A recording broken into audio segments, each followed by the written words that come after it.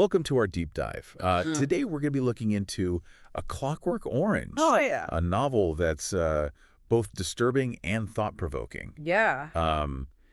And we've got some articles here that dig into like all the themes of this dystopian story and its impact on pretty much everything from like literature to music to film. It's wild how this book, written way back in 1962, still feels so relevant today. Yeah. It really just gets under your skin. It does. It makes you think about all the choices that we make and the world that we're creating. Okay, so before we get into like the heavy stuff, let's set the stage for anyone who hasn't encountered this wild world. Okay. Imagine a not too distant future in England, where you've got youth gangs roaming the streets at night and they're engaging in what Burgess calls ultra-violence. Yeah, and to really immerse you in this world, Burgess invented NADSAT, this crazy slang language that blends Russian and Cockney rhyming slang and all these like made-up words. It's like you're learning a secret code. That's so cool. It gives the novel this really unique and unsettling vibe. Exactly. You encounter words like droog for friend, horror show for good, and of course, ultra-violence for, well, extreme acts of like brutality. Yeah. It's a world that's both familiar and completely alien, which I think adds to that unsettling feeling. For sure. And right at the center of this world is Alex. Our protagonist? Yep.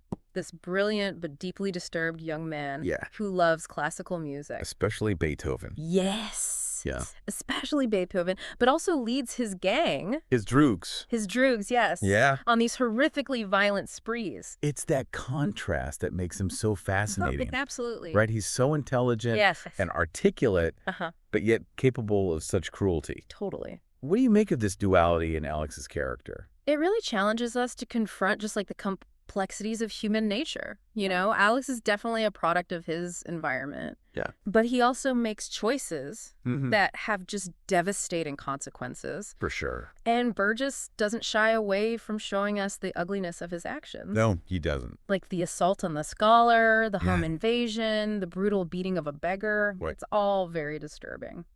One scene that really stuck with me was the break-in. Oh, yeah. Where they terrorize that young couple. Yeah. It's ironic and deeply unsettling that the husband is a writer who's working on a manuscript called A Clockwork Orange. Oh, wow. It's almost like foreshadowing of what's to come for Alex. It is. It's brilliant. Like Burgess's use of symbolism there. Yeah. Hinting at that cyclical nature of violence and that loss of innocence. And speaking of foreshadowing, there's a lot of tension building within the gang itself. Yeah, definitely. Especially between Alex and Georgie, who challenges Alex's leadership. You can feel that power struggle. Oh, totally. Simmering beneath the surface. Yeah. Which ultimately leads to Alex's downfall. Yeah. He gets betrayed by Dim during that robbery gone wrong. And ends up taking the fall for the elderly woman's death. This is where the novel takes a much darker turn. It does. Alex is sentenced to 13 years in prison. Wow. Where he encounters the infamous Ludovico technique. Oh, yeah. This experimental treatment that's designed to eliminate his violent tendencies. Yeah, this is where things get really interesting. They do. It's like something out of a science fiction film. It is. Can you unpack it for us a little? So the Ludovico technique is a form of aversion therapy. Okay. Where Alex is injected with these nausea-inducing drugs while being forced to watch violent films. Yeah. It's essentially like this brutal form of conditioning that's aimed at creating this physical revulsion to violence. So it's like they're trying to erase his capacity for violence. Yeah. But could that really work?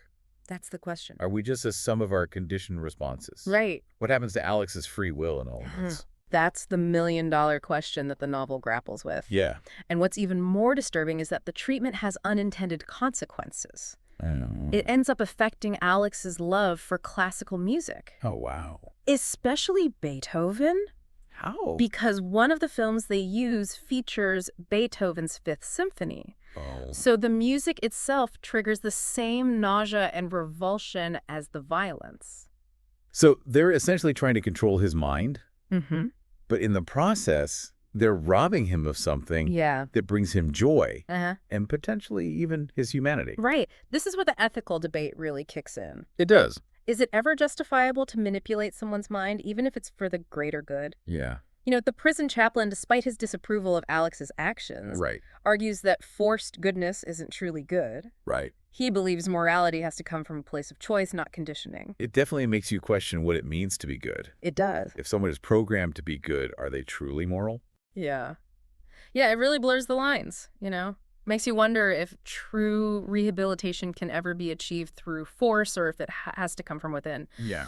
But before we dive deeper into those philosophical questions, let's see what happens when Alex is released back into society. Supposedly cured of his violent urges. So he's free to go. Right. But is he really free?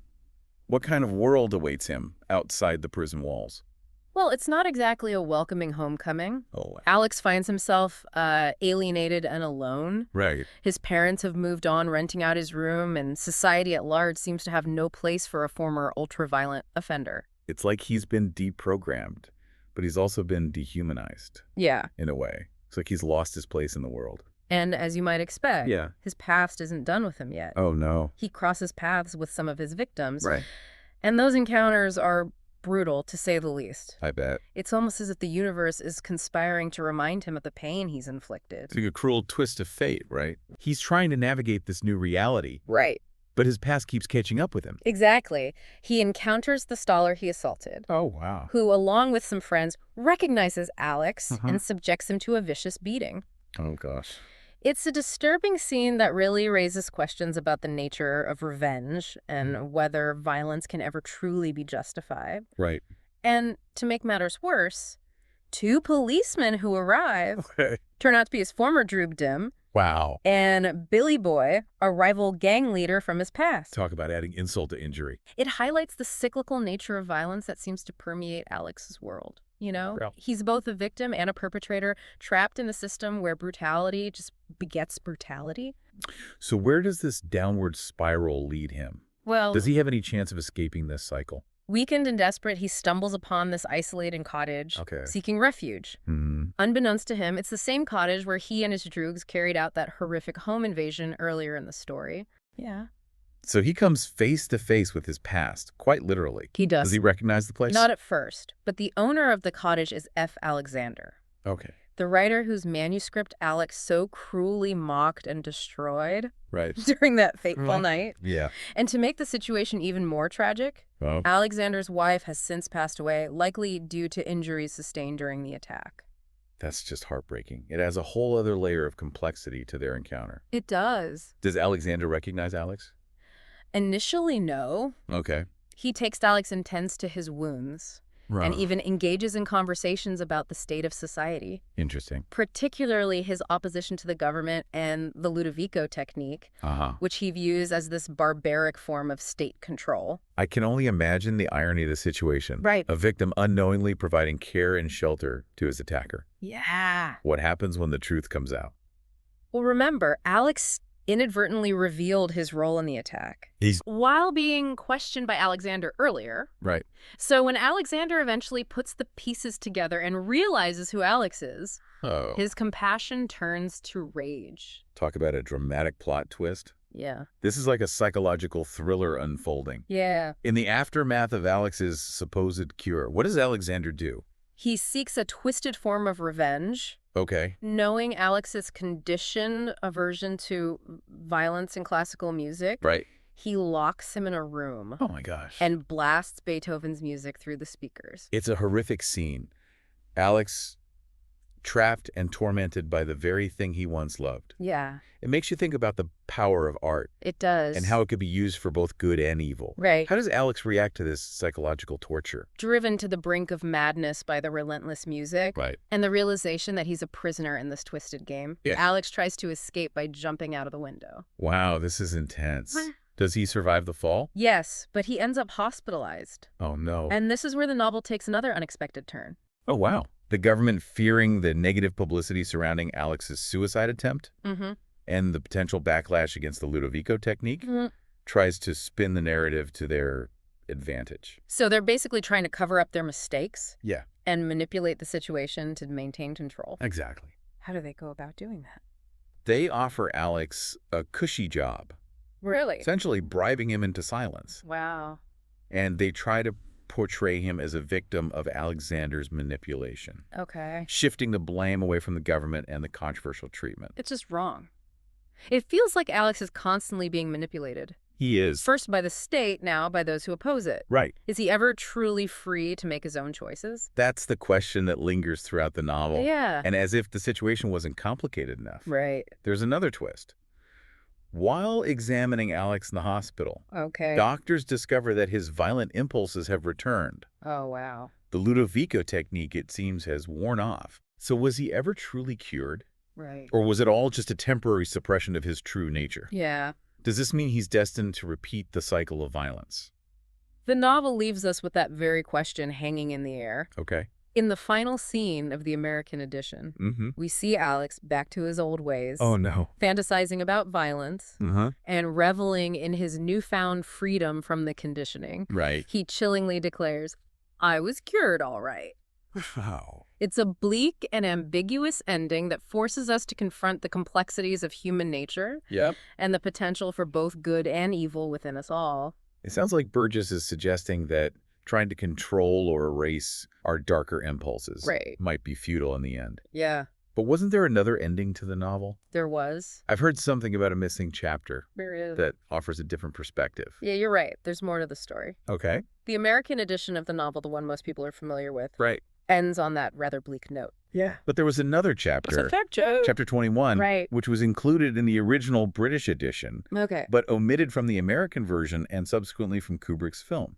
Wow, so there's a whole chapter missing for American audiences. Pretty much. That's crazy. Okay. So this missing chapter offers a glimpse of an alternative ending for Alex. Okay. It shows him encountering his old friend, Pete, who has reformed and settled down and started a family. Okay. Witnessing Pete's transformation seems to have a profound effect on Alex, prompting him to question his own choices and consider a different path. So it's not all doom and gloom. Right. There's a possibility for redemption. Yeah. Even for someone like Alex who has committed such horrific acts. Exactly. This chapter introduces a glimmer of hope. It does. Suggesting that even someone so deeply conditioned to violence like Alex can evolve and choose a different future. It complicates the novel's message, moving beyond the bleak determinism of the American ending and opening up a space for free will and moral growth. It makes you wonder, what was their rationale for leaving out such a pivotal chapter? I know, it's crazy. It completely changes the tone and the interpretation of the story. Well, according to Burgess, his American publisher believed that American audiences just wouldn't accept such a redemptive ending. Oh, wow, really? Yeah, they preferred the darker, more cynical ending. Okay. That left readers questioning the possibility of change. Wow, that's fascinating. It highlights how cultural expectations and editorial decisions can shape the way a story is received and interpreted. For sure. Sometimes even altering the author's original intent. Exactly. Yeah, it speaks to the power of stories and how even a single chapter can significantly impact the meaning of a work. It really can. It raises questions about censorship, artistic freedom, and the role of publishers in shaping narratives. Absolutely. It makes you appreciate the importance of seeking out different versions and perspectives. Digging deeper into the context surrounding a work. For sure. And forming your own interpretations. But before we get lost in the literary weeds, I'm curious about the real-world inspirations behind this powerful, albeit disturbing story. Right. What prompted Burgess to create this dystopian world and such a complex character like Alex? Well, Burgess drew inspiration from a deeply personal and traumatic experience. His first wife, Lynn, was brutally assaulted by a gang of American soldiers during World War II. An attack so severe that it resulted in a miscarriage. Oh, my God. This event profoundly impacted him. Wow. And it's not hard to see how this real-life violence fueled his exploration of cruelty and its consequences in A Clockwork Orange. That's heartbreaking. It adds another layer of understanding to the novel's themes, knowing they emerged from such a personal place of pain and loss. Yeah, it does. It's also essential to consider the social and political climate of the early 1960s when Burgess was writing the novel. England was grappling with this rising youth culture, often characterized by rebellion, delinquency, and anxieties about social change. There was this growing fear of teenage gangs, a fascination with dystopian futures, and a sense of unease about the direction society was heading. So Burgess was tapping into these real societal anxieties. Yes. And channeling them into this fictional world. Exactly. He was holding up a mirror to society, forcing us to confront some uncomfortable truths about ourselves. Right. And the potential consequences of unchecked violence and social engineering. Precisely. But Burgess wasn't working in a vacuum. Right. A Clockwork Orange is also deeply connected to literary tradition. Okay. Drawing inspiration from other dystopian masterpieces like George Orwell's 1984 and Aldous Huxley's Brave New World. These works explored themes of totalitarian control, social conditioning, and the suppression of individuality. Yeah. All of which resonate in A Clockwork Orange. It's interesting to see how different writers across different eras grapple with similar anxieties and use fiction to explore potential futures. Yeah. And warn against the dangers of unchecked power and social control. For sure. Speaking of powerful imagery, let's talk about the title itself. Okay. A Clockwork Orange. It's such a striking and unusual phrase. Where did it come from? I know. I've always wondered about that. Well, this is where things get a bit mysterious. Oh? Burgess claimed that he overheard the phrase "as queer as a clockwork orange" in a London pub years before writing the novel. Really? Yeah, he was struck by the imagery, the juxtaposition of the living orange Right. with the artificial clockwork. It's a great image. He felt it captured the essence of his story. The tension between free will and determinism, between the natural and the manipulated. It's a brilliant title that perfectly encapsulates those themes. It is. But is there any evidence that this phrase was actually a common expression back then? That's the curious part. There's no record of this phrase existing before the publication of the novel. Really? So he might have just made it up. Some linguists speculate that Burgess might be misremembering, or perhaps he simply invented the phrase entirely. It wouldn't be the first time a writer did that. Exactly. But whether it was a genuine expression or a product of Burgess's creative genius. Right. The title, A Clockwork Orange, has become iconic. It has. Representing this complex interplay of ideas that continue to fascinate and provoke us decades later. And that's a testament to the enduring power of the novel. Yeah. It's not just a story, it's a cultural phenomenon that has permeated music, art, fashion, and even our everyday language. That's true. The term ultraviolence, which Burgess coined, has entered our lexicon. It has. And the imagery of the Droogs, with their distinctive style, has become instantly recognizable. You see it everywhere. Everywhere. It's amazing how a single work of fiction I know, it's wild. can have such a profound and lasting impact on our culture, Right. influencing everything from fashion to film, Yeah. even inspiring real-world debates about crime punishment and the ethics of social engineering. It's incredible. And it speaks to the enduring relevance of the questions Burgess raises in A Clockwork Orange. What are those questions? What does it mean to be human? Yeah. What are the limits of free will? Right. Can we truly change who we are, or are we all just clockwork oranges? Wow. Programmed by our biology, our environment, or the powers that be? That's a great question. These are questions that continue to challenge and provoke us We do. as we grapple with the complexities of the human condition in an increasingly technological and rapidly changing world. Absolutely. So if you haven't already, Yeah. I urge you to experience A Clockwork Orange for yourself. Right. Read the novel, watch the film, or even see a stage adaptation. Yeah. But be warned, it's a challenging, thought-provoking, and at times disturbing journey. You're not kidding. Yeah.